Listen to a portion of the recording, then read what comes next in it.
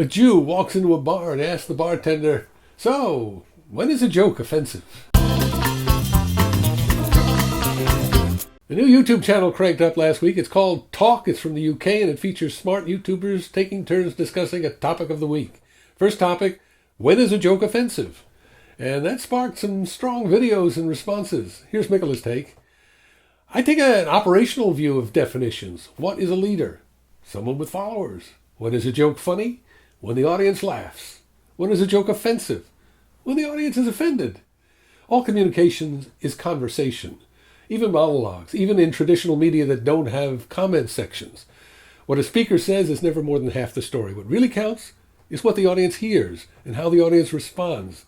Now you can argue that's unfair to comedians. Comedians should not be held accountable.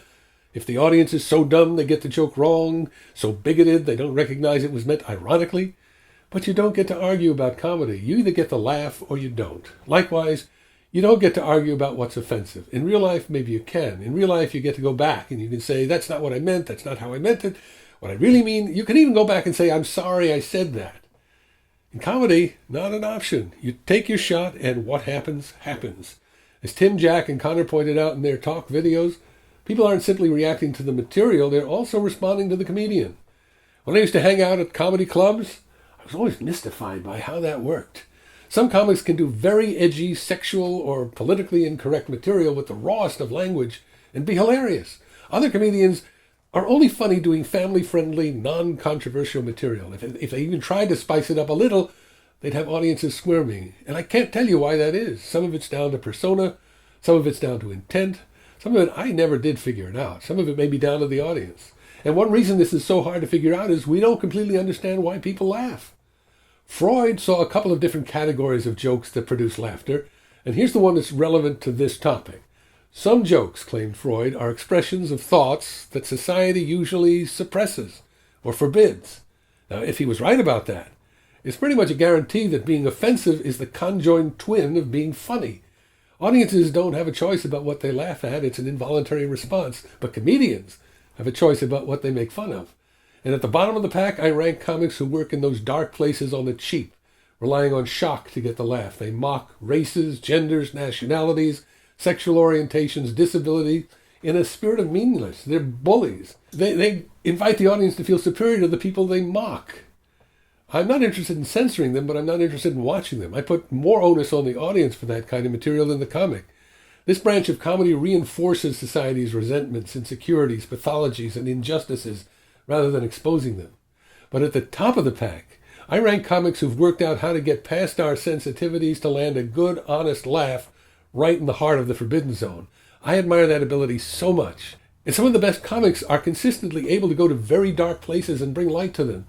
Here's a short list. Don Rickles, Ricky Gervais, Louis C.K., Stuart Lee, Chris Rock, Dave Chappelle, Larry David, Tim Minchin, Eddie Izzard, Louis Black, Joan Rivers, Roseanne Barr, Sarah Silverman, Sandra Bernhardt, Wanda Sykes, Lisa Lampanelli, and let's remember Richard Pryor, Lenny Bruce, Sam Kinison, and of course, the master, Mr. Seven Dirty Words himself, George Carlin.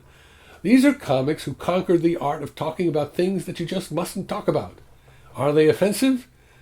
Probably to some people. Are they funny? Oh yeah. Should we censor them? Are you kidding?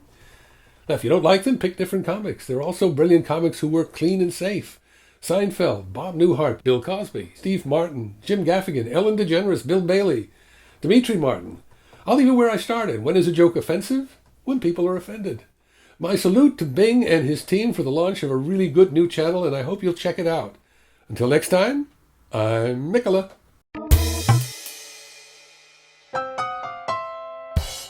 DVD extras. I tried my hand at stand-up in the late 70s. I didn't stink, but I wasn't good enough to make a career of it.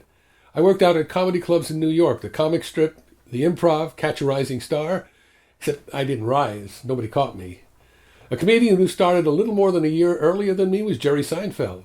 Now, this was before he had any television work, but he had by that time worked himself up to being a regular headliner in the clubs and an MC, and he used to introduce me saying, "This next guy is very clever." One day I went up to him and I said, "Jerry, when are you going to stop saying this guy is very clever and start introducing me as this next guy is very funny?" And without missing a beat, he answered, "When you're funny." Never actually got there. Sort of plateaued at clever.